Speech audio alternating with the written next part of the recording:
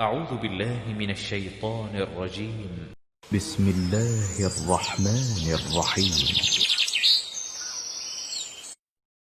دارنګه محمد رسول الله فرمایي چې چا یو مونځ پرېښوده تر دې چې د هغې وخت تېر شو بیا یې وروسته د هغه قضایي هم راوړه نو هغه ته به په جهنم کې یو حقب عذاب ورکولی شي او حقب د 80 کالو موده ده او هر کال به 360 ورځې وي او د قیامت یوه ورځ به د 50,000 کالو برابر وي. په دې حساب یو حقب مقدار تقریبا 2,80,00,000 کاله جوړیږي. دا هم په دې صورت کې چې کله وروسته قضایي هم وکړي او څوک چې د سره مونځ نه کوي د هغه به څه حال وي.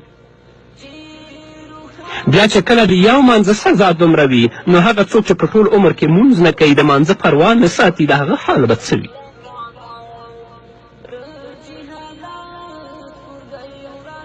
حضرت عبدالله بن عمر به فرمایل چې په دې اعتماد باندې مه کیږئ چې د ایمان په وجه به آخر د جهنم نه راوځو. دومره مودې دپاره به سوځو او آخر به د جهنم نه راوځو. رسول الله فرمایي چې په جهنم کې یوه کنده ده چې د هغې نوم لملم دی.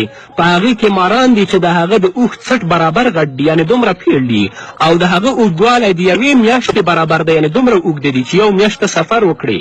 په هغه کنده کې به هغه چا ته عذاب ورکول کېږي چې هغه په دنیا کې منځونه پرېښي دي.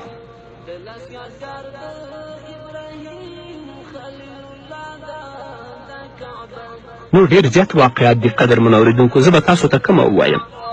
که د جهنم نه د ستنې سوري برابر یو سوری پرانستی شي نو د ټول ځمکه کې څومره مخلوقات ژوند کوي هغه به د ډېر سخت ګرمایش نه هلاک شي مړه به شي. که د جهنمیانو د زنځیر یوه کړۍ د دنیا په غرونو باندې کېښودله شي غرونه به په ځمکه ننوځي. الله رب العزت دې په موږ او تاسو باندې رحم وکړي او د نیکو اعمالو توفیق دې راکړي. نو قدرمنو اورېدونکو بېشکه هغه چا چې په دنیا کې ایمان راوړی یو نه یو ورځ به هغه ته الله نجات ورکوي او جنت ته به داخلیږي. خو د نجات نه مخکې چې کومه سزا انسان ته ورکول کېږي هغه به دومره سخته او دومره اوږده وي. الله رب العزت دې د هغه نه موږ ته پناه راکړي چې د هغې تصور په دنیا کې هم چېرته نشي کېدلی. او د ټولو نه نجات لاره دا ده چې د مرګ نه مخکې رښتینې توبه وباسو او کوم اعمال او حقوق چې موږ ضایع کړي د هغې پورهوالی وکړو. اوس الله تعالی مهلت راکړی چې د دې نه موږ او تاسو فایده اخلو کنې وروسته چې څومره افسوس وکړو بیا هغه فایده نه لري. په آخر کې به دا هم درته ووایم چې د جهنم نه او د دوزخ نه د بچ کېدو یوه وظیفه هم محمد رسول الله ښودلې ده.